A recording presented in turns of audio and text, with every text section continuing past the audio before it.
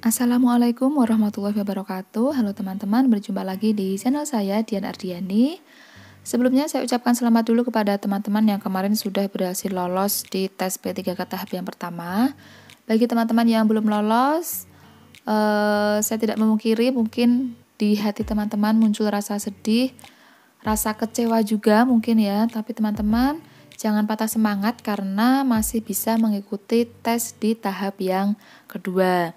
Jadi sudahi rasa sedihnya, sudahi rasa kecewanya. Ayo teman-teman lebih persiapkan lagi untuk menghadapi tes tahap yang kedua ini ya teman-teman ya. Jadi ayo semangat, jangan berlarut-larut dalam rasa sedih dan rasa kecewanya. Nah, kemarin saya sudah mengumpulkan informasi dari berbagai sumber dari teman-teman yang kemarin sudah mengikuti tes di tahap yang pertama tentang apa saja materi-materi yang muncul di tes tahap pertama kemarin. Sudah saya tulis, sudah saya data, dan sudah saya siapkan pula video-video pembahasannya. Jadi bagi teman-teman yang belum subscribe, silahkan subscribe. Dan jangan lupa untuk menyalakan loncengnya supaya teman-teman tidak ketinggalan video pembahasan soal yang terbaru. Oke, langsung saja. Di video kali ini yang akan saya bahas masih di sekitaran kompetensi teknis ya teman-teman. Karena di tahap 1 kemarin banyak teman-teman yang nilainya tidak passing grade itu di kompetensi teknis. Nah, di video ini yang akan saya bahas adalah materi bahasa Indonesia. Jadi kemarin ada yang bercerita jika dia mendapatkan soal tentang jenis-jenis paragraf. Jadi materi tentang jenis paragraf ini nanti akan ada di pembahasan video kali ini. Disertai atau ditambah lagi dengan materi-materi yang lainnya yang tidak jauh-jauh dari paragraf, begitu ya. Oke, langsung saja soal yang pertama. Di sini ada bacaan, silahkan teman-teman baca terlebih dahulu. Menurut Badan Meteorologi, Klimatologi, dan Geofisika atau BMKG, peningkatan curah hujan masih akan berlangsung selama sepekan ke depan. Peningkatan curah hujan tersebut menimbulkan kejadian cuaca signifikan. Hujan dengan intensitas lebat hingga sangat lebat terjadi di sebagian Indonesia. Jadi, sejak pekan lalu curah hujan di Indonesia mengalami peningkatan. Nah, pertanyaannya, istilah intensitas pada paragraf di atas memiliki makna titik-titik. Oke, kita cari dulu di mana letak kata intensitas. Di sini ya teman-teman yang saya lingkari ini di baris ketiga. Nah, teman-teman, jika seandainya teman-teman mendapatkan soal semacam ini, jadi disediakan paragraf, kemudian teman-teman diminta mencari makna atau arti dari sebuah istilah yang ada di paragraf, dan kebetulan teman-teman kurang yakin dengan makna kata tersebut atau belum tahu makna kata tersebut, maka yang bisa teman-teman lakukan adalah dengan menganalisis kalimat yang terdapat kata tersebut. Nah, pada soal ini kalimat yang terdapat kata intensitasnya adalah hujan dengan intensitas lebat hingga sangat lebat terjadi di sebagian Indonesia. Nah, kita lihat teman-teman. Nih ya, setelah kata intensitas itu ada kalimat begini, lebat hingga sangat lebat. Ya, saya ulangi, lebat hingga sangat lebat. Nah, itu berarti menunjukkan tingkatan, ya kan? Dari yang lebat hingga yang sangat lebat. Jadi kalau kita lihat pilihan jawabannya, di sini ada A bertingkat, B keadaan di atas, C keadaan tingkatan, D tingkat tinggi. Kalau kita lihat pilihannya, maka yang paling masuk adalah yang C ya teman-teman ya, keadaan tingkatan, yaitu keadaan tingkatan dari lebat hingga sangat lebat. Begitu teman-teman cara menganalisisnya. Nah, sekarang kita lihat pembahasannya. Dalam Kamus Besar Bahasa Indonesia atau KBBI, intensitas itu memang diartikan sebagai keadaan tingkatan atau ukuran intensnya. Jadi betul ya teman-teman, jawabannya adalah yang C, keadaan tingkatan. Oke, Kita lanjut ke soal berikutnya. Bacaannya masih sama, jadi langsung ke poin soal ya. Sinonim kata signifikan dalam paragraf di atas adalah titik-titik. Kita cari dulu di mana letak kata signifikan. Ya, ada di baris ketiga, sudah saya lingkari. Di sini ada pilihan jawaban A penting, B cepat, C berubah, D tingkat. Sekarang kita lihat kalimatnya. Peningkatan curah hujan tersebut menimbulkan kejadian cuaca yang signifikan. Nah, saya yakin teman-teman pasti pernah mendengar kata signifikan ya. Kalau di kalimat yang mungkin sering kita dengar ya, mungkin perubahan yang signifikan atau menimbulkan dampak yang signifikan. Itu kalau diartikan sepertinya signifikan itu semacam berarti gitu ya, maksudnya menimbulkan perbedaan yang signifikan misalnya, berarti menimbulkan perbedaan yang berarti, yang tampak begitu kan, berarti atau tampak ya. Coba teman-teman rasakan dulu perbedaan yang signifikan, berarti kan perbedaannya itu sangat terlihat ya, sangat berarti perbedaannya. Jadi kalau kita lihat di pilihannya ada penting, cepat, berubah, atau tingkat, ini ya pilihan ini, maka yang paling masuk adalah yang A ya teman-teman, yang penting ya, yang berarti tadi, berarti penting, berarti itu mendekati kata penting. Nah, kita lihat pembahasannya. Dalam KBBI, signifikan itu diartikan sebagai penting atau berarti. Nah, jadi untuk soal ini jawabannya adalah yang A, penting. Jadi signifikan itu sinonimnya adalah berarti atau penting. Oke, kita lanjut ke soal berikutnya, soal nomor 3. Di sini ada paragraf lagi, teman-teman. Kita baca ya. Sirih merah merupakan salah satu jenis tanaman yang sering dijadikan obat tradisional oleh masyarakat.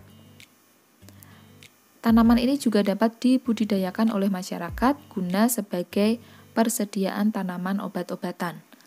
Beberapa penelitian mengungkapkan bahwa tanaman ini sering dijadikan obat diabetes, MAH, kanker, dan juga obat mengatasi ketombe.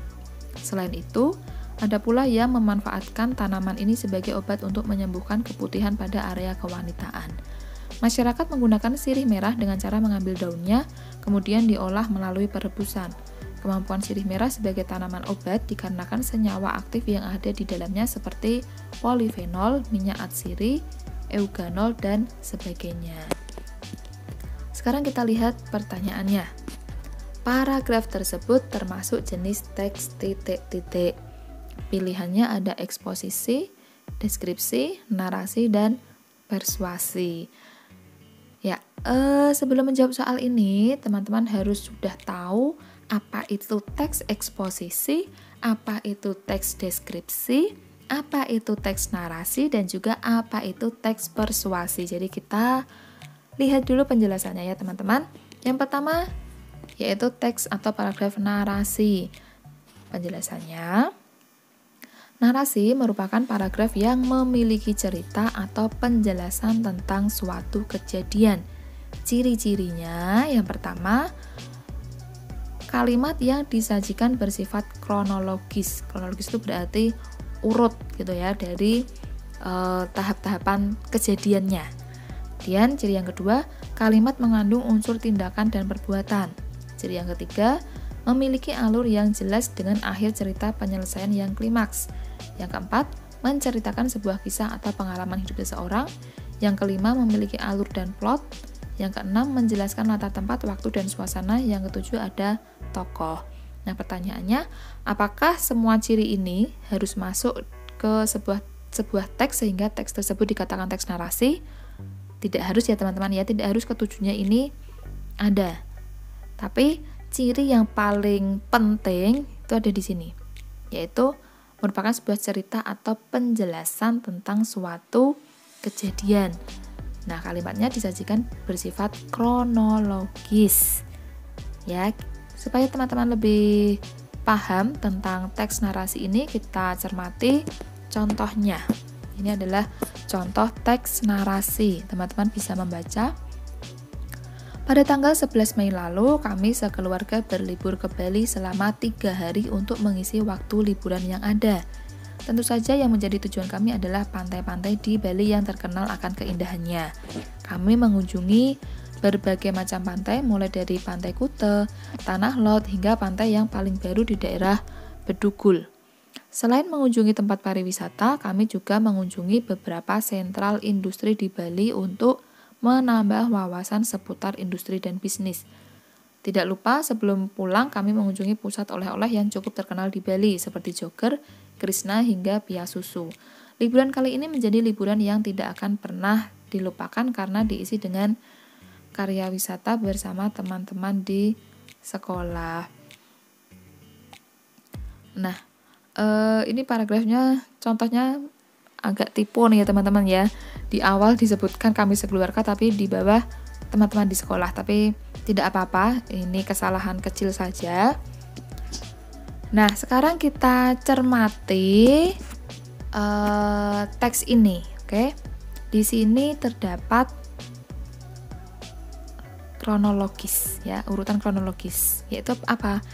Di sini diceritakan kapan berangkatnya. Kemudian diceritakan ketika di sana mana saja yang dikunjungi. Setelah itu ketika pulang juga diceritakan. Jadi urut kronologi. Ketika mulai berlibur, ketika sedang berlibur, ini di paragraf kedua. Kemudian ketika pulang, ketika menuju pulang, itu berarti secara urut kronologinya. Kemudian di sini juga ada tokoh. Tokohnya adalah kami, ya, kami sekeluarga. Ini adalah tokohnya. Jadi untuk teks ini termasuk teks narasi. Jadi intinya narasi itu teks yang berisi seperti cerita, menceritakan sesuatu. Itu disebut teks narasi. Itu ya. Dia lanjut ke jenis teks atau paragraf yang kedua, yaitu teks deskripsi. Nah, deskripsi ini adalah paragraf yang menjelaskan suatu objek secara detail, sehingga pembaca dapat turut merasakan, melihat, dan mendengar objek. Cirinya, menceritakan atau menggambarkan suatu benda. Contohnya seperti tempat lokasi yang akan diceritakan. Supaya lebih paham, kita lihat contohnya. Tidak hanya pasirnya yang indah, air lautnya juga terlihat jernih berwarna kebiruan. Di Pantai Kuta ini pun sinar matahari juga terasa sangat hangat. Jelas saja banyak wisatawan asing yang gemar berjemur di pantai ini. Pantai Kuta Bali juga memiliki ombak yang cukup aman apabila wisatawan ingin berenang di sekitarnya. Semilir anginnya juga terasa lembut dan menyegarkan. Pantai Kuta memang tidak memiliki bebatuan karang, namun hal tersebut justru membuat pantai ini cocok untuk dijadikan tempat bermain pasir untuk anak-anak. Nah, kita lihat di teks ini ya, itu dideskripsikan seperti apa sih Pantai Kuta Bali itu ya. Kita lihat pasirnya yang indah, air lautnya yang jernih berwarna kebiruan, kemudian sinar matahari yang terasa hangat, lalu memiliki ombak yang cukup aman, lalu kemudian tidak memiliki bebatuan karang. Nah, di sini di paragraf ini dia menceritakan tentang Pantai Kuta. Jadi melalui teks ini pembaca diarahkan untuk membayangkan Pantai Kuta itu, oh ternyata air lautnya jernih berwarna kebiruan. Kemudian di sana sinar matahari terasa hangat dan sebagainya. Itu berarti teks ini mendeskripsikan Pantai Kuta. Jadi termasuk dalam teks deskripsi. Paham ya teman-teman ya. Contoh lain lagi dari teks deskripsi ini ya. Misalnya ada teks bacaan yang mendeskripsikan sebuah benda. Misalnya ada sebuah benda di sudut kamar. Dia berwarna coklat, memiliki 4 kaki, kemudian biasanya digunakan untuk menulis, untuk alas menulis dan sebagainya. Nah, di situ penulis mendeskripsikan tentang suatu benda, yaitu meja. Nah, itu contohnya teman-teman. Jadi deskripsi itu intinya teks yang mendeskripsikan atau ini menggambarkan suatu benda. ya, memberi gambaran suatu benda. Itu namanya teks deskripsi. Paham ya teman-teman ya? Untuk jenis yang selanjutnya yang ketiga adalah eksposisi. Nah, eksposisi ini merupakan paragraf yang berisi uraian tentang suatu topik dengan tujuan menyampaikan informasi dan menambah wawasan kepada pembaca. Seringkali paragraf eksposisi berisi tentang tata cara ataupun langkah-langkah ataupun proses kerja. Oke, cirinya jadi eksposisi ini itu ciri yang pertama ya, bertujuan menyampaikan informasi. Nah, supaya teman-teman lebih mudah mengenali mana yang termasuk paragraf eksposisi, yaitu intinya di teks tersebut pasti dia menyampaikan informasi atau bisa juga menunjukkan cara ataupun langkah-langkah ataupun proses kerja. Jadi kalau ada teks yang dia menyampaikan informasi atau menunjukkan tata cara atau langkah-langkah atau proses kerja, berarti teks tersebut masuk ke dalam teks jenis eksposisi. Oke, kita lihat contohnya. Kute adalah nama salah satu kecamatan di Kabupaten Badung, Provinsi Bali. Di kecamatan ini juga terdapat salah satu objek wisata yang paling terkenal di Bali, yaitu Pantai Kute. Pantai Kute memiliki pasir putih yang cukup halus dan air laut yang berwarna kebiruan. Selain indah, hal yang membuat pantai ini cukup terkenal adalah lokasinya yang dekat dengan pusat kota dan jalan besar sehingga memudahkan untuk mengaksesnya. Objek wisata ini juga telah dikelola oleh pihak pemerintah daerah dengan sangat baik. Fasilitas umum dan kebersihannya masih cukup terjaga meskipun pengunjung membludak tiap tahunnya. Bagi Anda yang ingin mengunjungi pantai ini, Anda dapat menggunakan transportasi umum, baik roda 2 maupun roda 4. Lebih baik mengunjungi saat menjelang matahari terbenam karena pemandangannya akan terlihat jauh lebih indah saat sore hari. Nah, di teks ini ya, penulis menjelaskan atau memberi informasi seputar Pantai Kute ya. Silahkan teman-teman pause dulu video ini, kemudian dicermati lagi paragrafnya.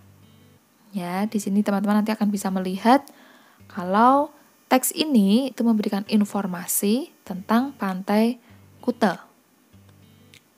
Ya, mulai dari letaknya, kemudian lokasinya, kemudian kondisinya di sana, bagaimana fasilitas umumnya, bagaimana kebersihannya, kemudian juga memberikan informasi tentang bagaimana bisa sampai ke sana atau bagaimana cara mengunjunginya, yaitu dengan transportasi umum baik roda 2 maupun roda 4. Dan diberikan informasi juga kalau mau ke sana lebih baik saat menjelang matahari terbenam. Jadi teks ini memberikan informasi, jadi termasuk ke dalam teks jenis eksposisi. Oke, lanjut ke jenis yang keempat, yaitu argumentasi. Nah, argumentasi ini berisi tentang ide atau gagasan, pemikiran atau argumen beserta alasan dari penulis. Biasanya paragraf argumentasi didukung oleh data-data, bukti ataupun contoh yang dapat menguatkan pendapat si penulis. Oke, ini mudah ya teman-teman ya. Argumen itu pasti tentang opini dari penulis, tentang pendapat dari penulis. Oke, kita lihat contohnya. Di bulan November ini sudah seharusnya memasuki musim penghujan di Indonesia. Namun di beberapa daerah di Indonesia masih mengalami musim kemarau yang cukup panjang. Hal ini tentu saja tidak lepas dari pengaruh pemanasan global dan menipisnya ozon yang menyebabkan perubahan iklim secara ekstrim. Seharusnya masyarakat lebih mawas terhadap perubahan iklim yang semakin ekstrim. Kita sebagai masyarakat juga dapat mengurangi dampak pemanasan global ini. Bisa dimulai dari hal yang paling kecil seperti mengurangi penggunaan plastik, menggunakan benda-benda yang dapat didaur ulang, juga menerapkan sistem hemat listrik.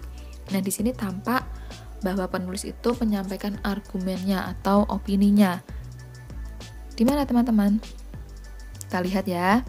Jadi menurut penulis, pemanasan global dan menipisnya ozon ini menyebabkan perubahan iklim secara ekstrim.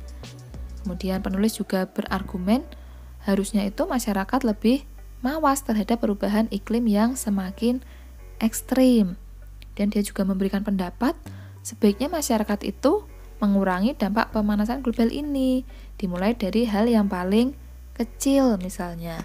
Nah, itu menunjukkan bahwa penulis menyampaikan argumennya atau opininya. Jadi teks yang ada di layar ini termasuk ke dalam teks argumentasi. Untuk jenis yang kelima ada teks persuasi. Apa itu? Teks persuasi berisi tentang ajakan yang bertujuan untuk mempengaruhi pembaca agar pembaca dapat meyakini pendapat atau gagasan yang disampaikan penulis. Biasanya paragraf persuasi mengajak pembaca untuk melakukan hal tertentu yang diharapkan penulis. Oke, persuasi kuncinya ada di sini. Mempengaruhi pembaca agar pembaca dapat meyakini pendapat atau gagasan. Bedanya dengan yang jenis sebelumnya ya, yang argumentasi. Argumentasi ini lebih condong ke penulis itu menyampaikan opininya atau menyampaikan argumennya. Sedangkan di persuasi itu penulis sudah ke tahap yang lebih lanjut, yaitu dengan ini bermaksud mempengaruhi pembaca. Begitu. Dan juga mengajak pembaca untuk melakukan hal tertentu yang diharapkan penulis. Kita lihat contohnya supaya semakin jelas. Banyak orang beranggapan menggunakan dompet digital atau cashless justru membuat kita menjadi lebih tergoda untuk berbelanja dan boros. Padahal itu semua kembali lagi pada masyarakat dapat menggunakannya secara bijak atau tidak. Sebenarnya menggunakan akun dompet digital atau cashless ini sangat membantu masyarakat dalam melakukan transaksi. Tentunya tidak hanya promonya saja yang menguntungkan, tapi juga fitur-fitur yang dihadirkan dapat membantu mempermudah dalam mengatur keuangan dan berhemat. Untuk itu, diharapkan masyarakat dapat lebih bijak dalam menggunakan akun dompet digital agar tidak terjebak pada iming-iming diskon dan cashback. Nah, dari teks ini, teman-teman bisa melihat bahwa penulis itu mengarahkan ke pembacanya supaya apa? Supaya bisa bijak dalam menggunakan akun dompet digital. Jadi penulis mengajak pembacanya agar lebih bijak dalam menggunakan akun dompet digital. Ya, berarti ini termasuk teks persuasi. Nah, sekarang kita kembali ke soal tadi ya. Ini paragraf yang di soal tentang sirih merah. Teman-teman silahkan dicermati lagi. Oke, silahkan dibaca dulu teman-teman, dibaca ulang ya. Jika dilihat dari teksnya ini, dari isinya, berarti teks ini termasuk ke jenis teks apa teman-teman? Apakah eksposisi, deskripsi, narasi, atau persuasi? Oke, kita lihat lagi.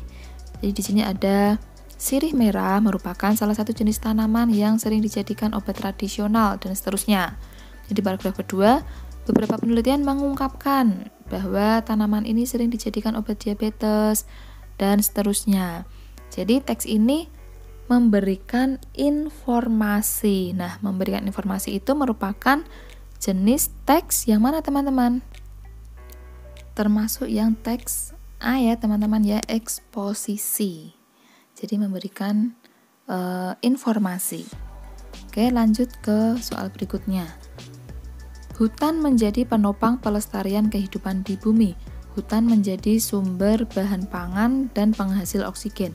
Selain itu, hutan juga menjadi penahan lapisan tanah dan penyimpan cadangan air. Jadi, penebangan pohon di hutan harus dilakukan secara baik dan hati-hati. Pertanyaannya, hal apa yang akan terjadi jika tidak ada hutan di bumi? Ya, kita lihat pilihannya. Yang A, kehidupan di bumi tidak akan lestari, tidak ada bahan pangan, serta tidak ada oksigen. Ya, ini yang A bisa ya teman-teman ya, kita centang dulu. Dan yang B, kehidupan di bumi akan sejahtera karena bumi bersih. Salah ya. Dan yang C, kehidupan di bumi akan sengsara karena tidak ada cadangan makanan di lapisan tanah. Ini juga salah. Mengapa? Kita lihat. Hutan menjadi penopang pelestarian kehidupan di bumi. Hutan menjadi sumber bahan pangan dan penghasil oksigen. Selain itu, hutan juga menjadi penahan lapisan tanah dan penyimpan cadangan air. Jadi yang disimpan di tanah ini bukan cadangan makanan, tapi cadangan air. Jadi salah. Dan yang D, manusia harus berhati-hati karena sebentar lagi akan punah. Ini juga tidak tepat karena tidak tertulis di paragraf. Jadi pilihan yang paling tepat adalah yang A. Ini agak mudah ya teman-teman ya soalnya ya. Oke, lanjut. Jika berteman dengan bergaduh, tidak ada gunanya bila bermusuh. Jangan pula bersikap angkuh karena tersisih membuat hidup keruh. Makna kias dari hidup keruh adalah titik. Oke, makna kias itu berarti makna yang tidak sebenarnya ya, kiasan dari hidup keruh. Kita lihat di baris ketiga dan keempat. Jangan pula bersikap angkuh karena tersisih membuat hidup keruh. Jadi hidup keruh itu bukan arti yang sebenarnya, keruh kotor, bukan ya. Kita lihat yang A, hidup yang kotor. Nah, ini salah. Karena kiasan itu bukan arti yang sebenarnya, jadi keruh bukan kotor ya. Arti keruh ini bukan kotor. Ya, salah. Dan yang B, banyak urusan. Ini juga salah karena tidak ada kaitannya. Dan yang C, tidak damai. Nah, ini yang betul. Dan yang D, tidak jernih, ini juga salah. Ya. Jadi yang betul adalah C, tidak damai. Lanjut. Taman Nasional Komodo, Pulau Bidadari, dan Waisiku adalah pulau-pulau yang ada di sekitar kota Labuan Bajo. Kota ini juga memiliki beberapa objek wisata yang sangat menakjubkan. Untuk mendukung aktivitas di kota tersebut terdapat Bandar Udara Komodo.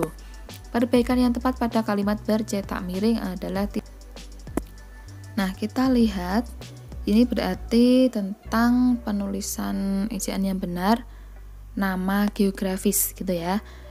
Nah, untuk penulisannya itu untuk nama geografis teman-teman pasti sudah tahu, yaitu ditulis dengan huruf kapital ya. Kita lihat yang pilihan A. Taman Nasional Komodo ini tidak berhuruf besar, jadi salah. Ya, Labuan Bajo-nya ini juga harusnya besar. Ini juga salah ya yang A ya. Lalu kemudian yang B, Taman Nasional Komodo, Pulau Bidadari, dan Waisiku. Kita lihat untuk penulisan nama geografis itu pulau, kemudian Taman Nasional itu juga ditulis dengan huruf kapital ya. Kota itu juga huruf kapital, berarti yang B salah juga. Sekarang yang C ya, huruf kapital. Pulau Bidadari juga besar atau kapital. Waisiku kapital betul. Kota Labuan Bajo ini kapital juga. Ya, jadi yang betul adalah yang C ya teman-teman ya. Yang D ini salahnya di sini. Pulau ini harusnya besar. Kota kayaknya juga harusnya besar. Nah, sekarang kita lihat penjelasannya tentang penulisan huruf kapital dalam penulisan nama geografi. Jadi untuk menulis nama geografi itu huruf awalnya di huruf awal kata itu ditulis dengan huruf kapital. Contohnya Jakarta, Asia Tenggara, A-nya besar, T-nya juga besar. Jalan Sulawesi, J-nya besar, S-nya besar. Gunung Semeru, G-nya besar, S-nya besar. Itu ya. Dan apalagi? Nah, catatan, huruf pertama nama geografi yang bukan nama diri tidak ditulis dengan huruf kapital. Contoh, berlayar ke Teluk, mandi di sungai, menyeberangi selat, berenang di danau. Nah, kita lihat teluk, sungai, selat, danau itu tidak ditulis dengan huruf kapital pada kalimat ini. Mengapa? Karena tidak diikuti dengan namanya. Ya, berbeda dengan yang ini tadi, Gunung Semeru. Ya, jadi ada namanya Semeru, maka S-nya ditulis besar, ini G-nya juga ditulis besar.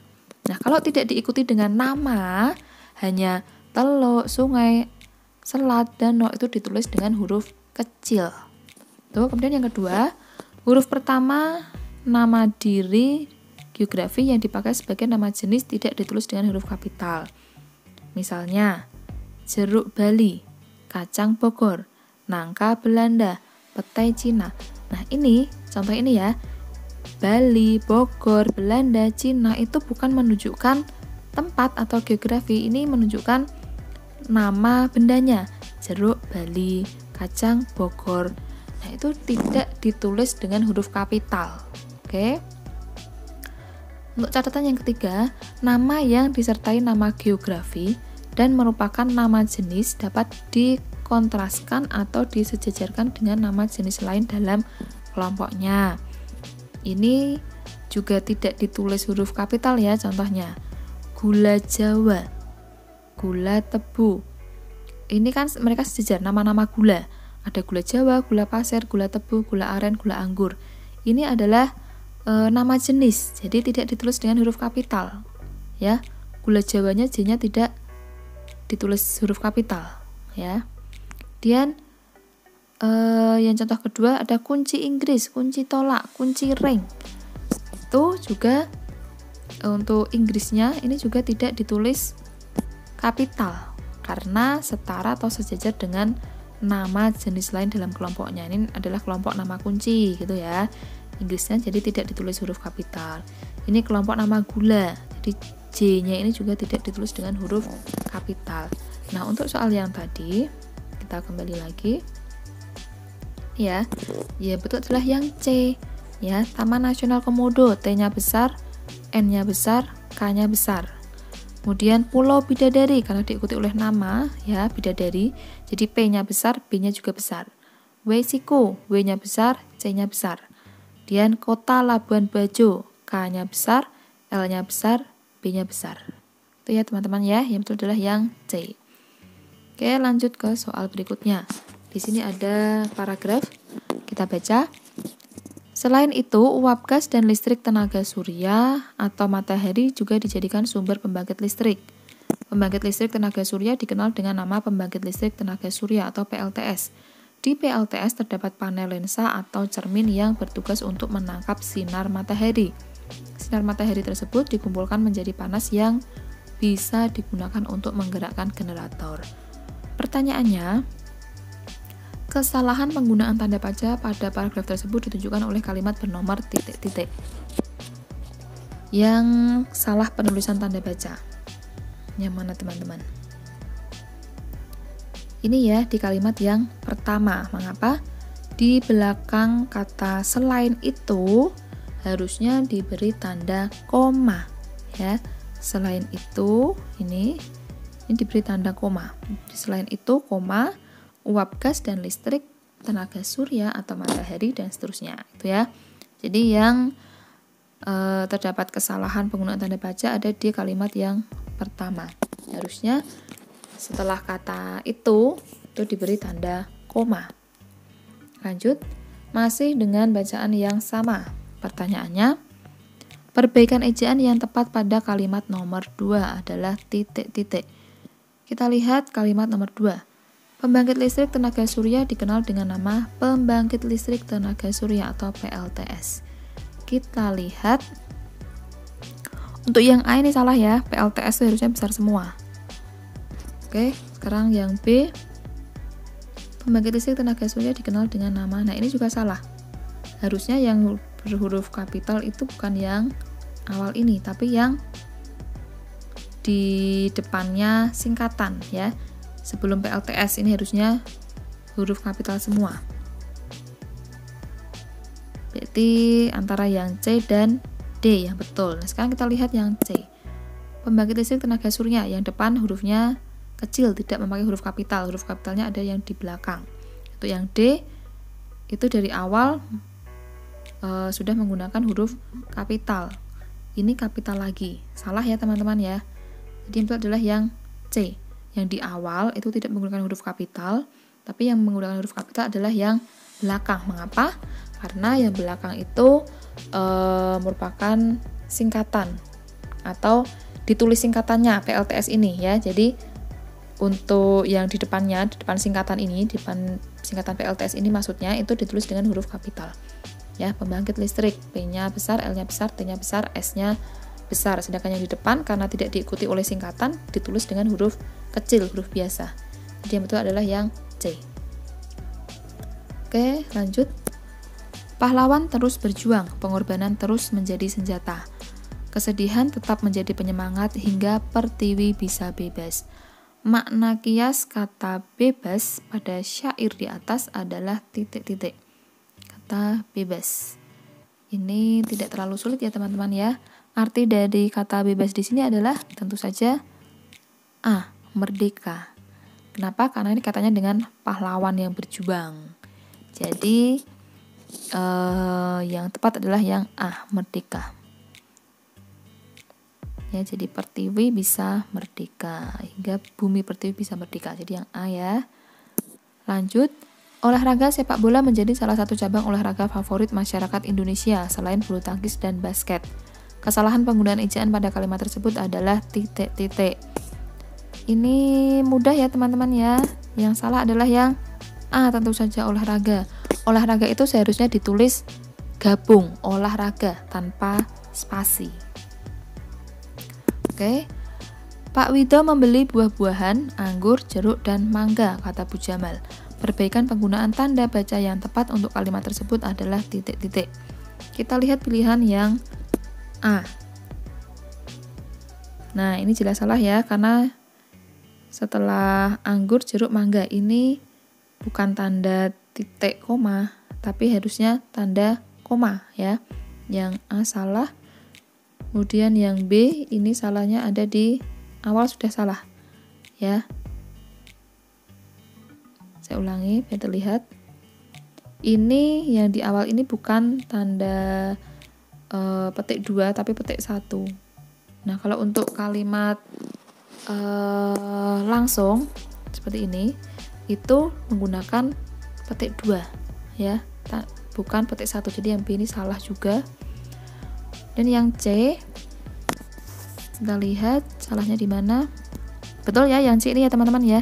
Jadi Pak Wido membeli buah-buahan, titik koma, anggur, koma, saya ulangi. Pak Wido membeli buah-buahan, titik 2, anggur, koma, jeruk, koma, dan mangga, koma, dan tanda petik 2, kata Bu Jamal, titik. Nah, yang itu adalah yang C, teman-teman. Yang D salahnya di mana? Dan di sini ya, ini bukan titik koma harusnya, tapi titik 2. Oke. Nah, teman-teman, itu tadi pembahasan soal tentang bahasa Indonesia, yaitu tentang masalah paragraf, ada paragraf deskripsi, paragraf narasi, dan yang lainnya. Kemudian juga ada penggunaan tanda baca, kemudian ada lagi tadi tentang istilah, tentang sinonim. Nah, untuk video selanjutnya masih akan dibahas tentang FR soal di tahap yang pertama kemarin. Jadi jangan lupa nyalakan loncengnya supaya teman-teman tidak tertinggal video pembahasannya. Nah, semoga teman-teman nanti bisa lolos di tes P3K tahap kedua ini. Sampai jumpa di video saya selanjutnya, teman-teman.